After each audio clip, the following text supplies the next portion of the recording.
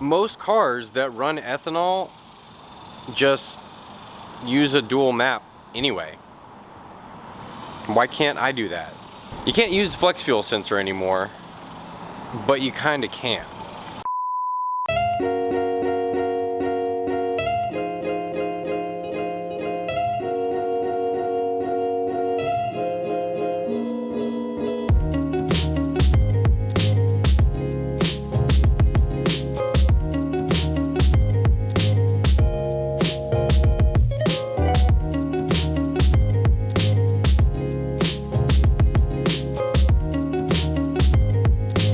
What's going on, everybody? Welcome back to the channel. As you can see, we have found a different parking lot. I'm here at my friend's garage where he has his E36 project. Anyway, I am like car homeless. I can't work on my car in my girlfriend's parking lot like I told you in the last video, and I just turned in my apartment keys at my old apartment. So I'm on this side of town where my friend lives, and he has a garage. Unfortunately, it is, well, filled with a car.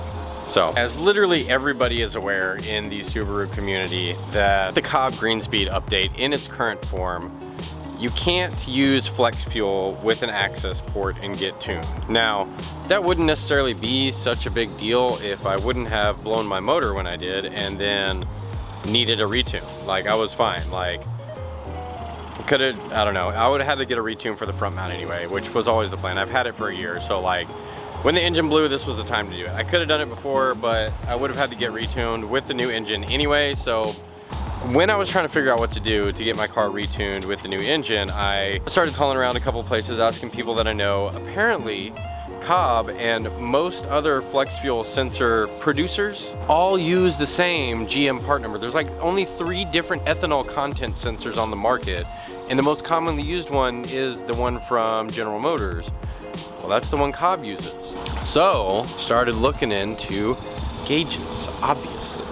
The main thing about the Cobb and the access port being so popular with Subarus is that they just made it so easy to tune with Subarus, especially for ethanol and flex fuel. Well, now that option's been taken away from us, and the whole Subaru community is looking for a way to make it that easy again. But I don't really have an option. I can't run on a base map for a year while I save the money for ECU Tech or a standalone, or which, forget that, that's like $7 grand to get Motec or something crazy like that, or Haltech. I don't know, I can't afford that. So I figured, well, why can't I just get an ethanol gauge and run dual maps like most of the tuners that are still using access port are doing? Why would you mix fuels and try to get an E70 blend without knowing what you're actually doing? This is just commonplace for every other car that runs ethanol that doesn't have flex fuel support. So that's what we've got today.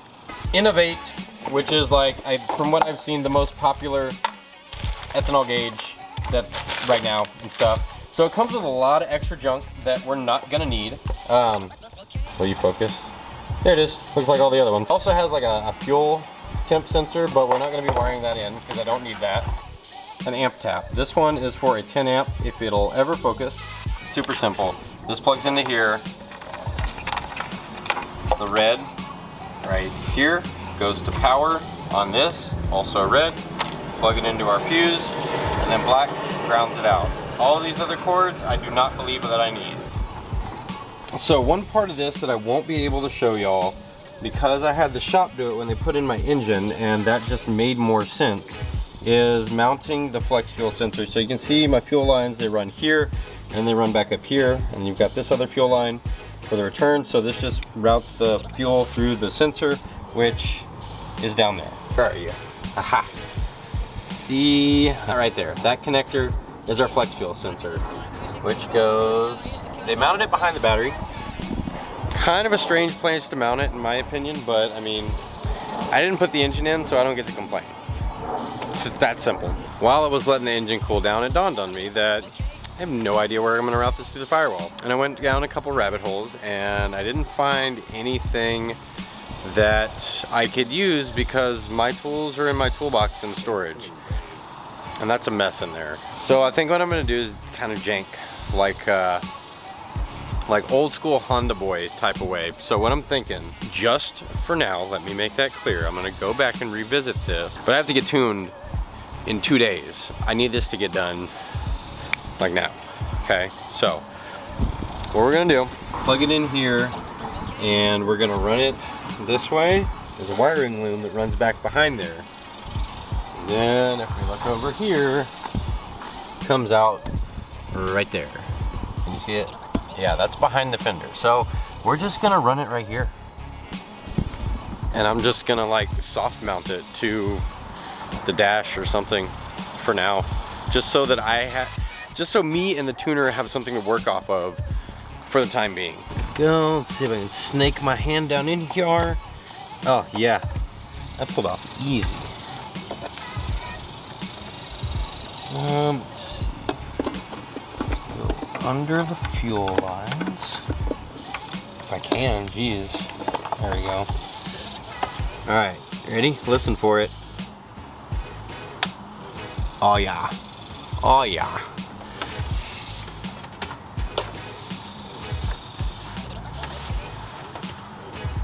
I can almost feel it.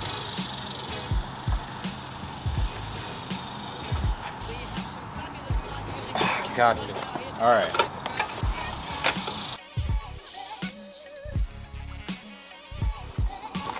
And pop this off. This goes right behind the dashboard, just like I want it to. And I wish, oh no! I wish I had my body tools, because that would make it so much easier. And we're just gonna run this through here, and boom. It's right where we want it to be. Now let's see if we can get this back on here without breaking something. Ugh, I don't like kinking that wire like that. We may just leave that off for now. Man, I don't like this at all. Before we plug this in, I'm going to wire in the power. It's really cool because the wires are already stripped for you, just as much as they need to be.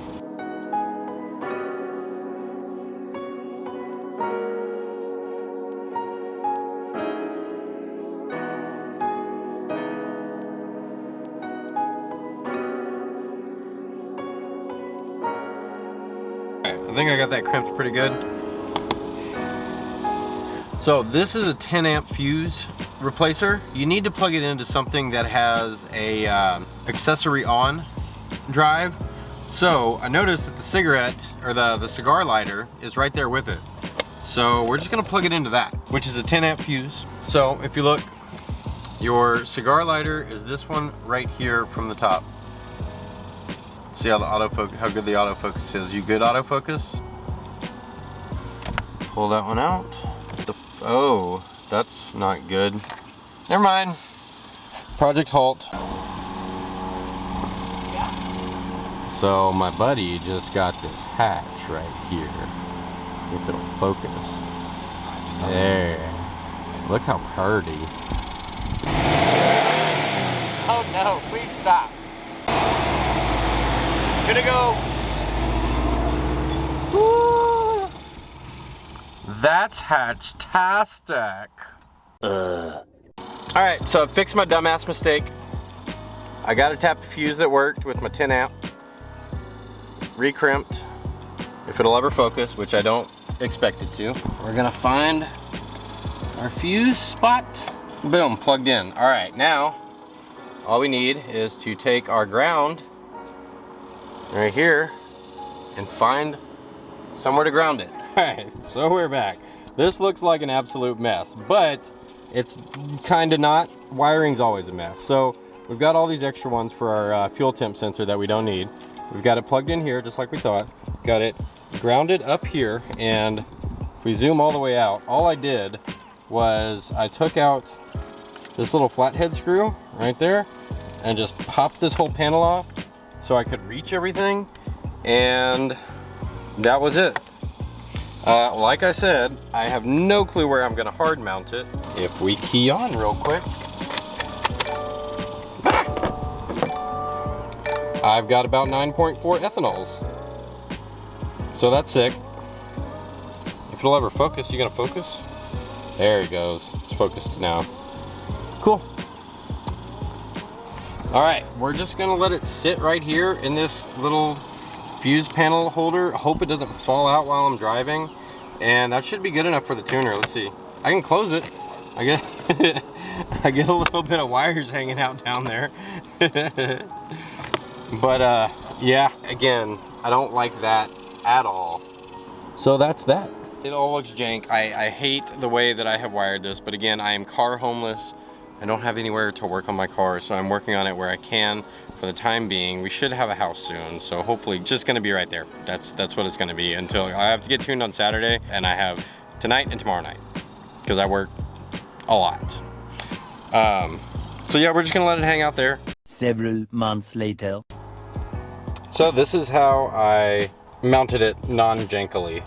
So this right here, I believe is a gauge pod from, I think it's SMY Performance. I think I might have ordered it from MA Performance. So you can see the bottom of the gauge pod right here. There's no bottom to it, but it like is definitely made for this. It fits right in there. Like it fits very snug.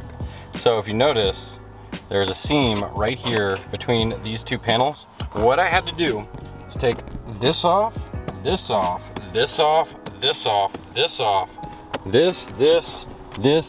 I pretty much tore apart the entire dash panel to get this thing wired up in a clean way. You know, everybody's got the Mickey Mouse pods right here, and they don't make a lot of sense to me because it's an ethanol gauge. I don't need to be seeing that at every instance while I'm driving. Down here is a perfect spot because this barely holds my phone anyway. You can see it comes out from behind the panel right here. This one, here's all our extra wires that are zip tied up here now. And if we follow it along, there's my steering shaft. It goes right up here, and we've got it zip tied into this gigantic mess. And there is our Tapa fuse. The trickiest part was figuring out where to get it from the inside of the car to the outside of the car, basically through the firewall. I could not find anywhere in the firewall to get to it where I had like easy enough access. Like I was in a parking lot at the time. I had no way to jack the car off the ground or I'd get yelled at by the apartments. So what I ended up doing was doing pretty much what a lot of people do for bags. I popped this off and this off to access behind here and ran the wire through this grommet right here for this wiring. It worked out pretty well, but man, this thing, if you take it off all the way, it is a pain to get back on. There's a little plastic retainer that holds the grommet in place, and there's like a little keyway notch that the grommet lines up to on that plastic retainer. I didn't realize that at first, and I thought it was never gonna go back together, and it was just gonna be crappy. But that seemed to be the best place that I could figure out that had some kind of weather stripping so that I wouldn't get water in the car while I was driving. Right there. That's where it comes out, right on the other side of here.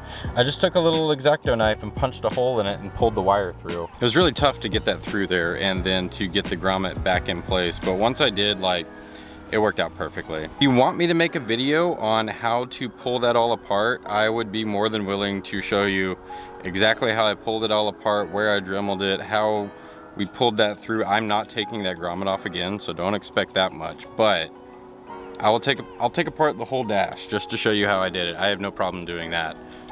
I just didn't do it today because I don't have time. Flashback. I'm gonna button this stuff back up, and that's gonna be it for this one. If you liked the video, like, comment, subscribe. What he said. Yeah. Next time you see me, I'm getting tuned. We're hoping for 400. 400's the goal. With the built bottom end, I think we should be able to get it. We're gonna run, I think we're gonna go for like E60. But yeah, I also got some jugs there in the trunk for the ethanol. It's happening, it's finally time. All right, thanks for watching, thanks for subscribing. I'll see y'all next time, hopefully with a lot more power.